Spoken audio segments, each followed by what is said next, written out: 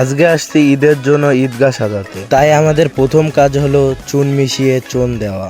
শুভ কাজ যত তাড়াতাড়ি সম্পন্ন হয় ততই মঙ্গল। এদিকে আমাদের ঈদগাহ ভেজানো লাগবে বলে ওরা দুইজন পাইপ নিয়ে চলে আসলো। ওদের দেখে তো মনে হচ্ছে পুরাই দেশি ফায়ার সার্ভিস।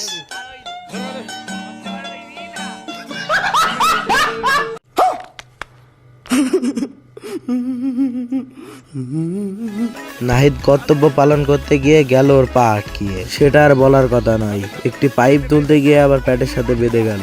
কি ব্যাপার, কি হয়েছে?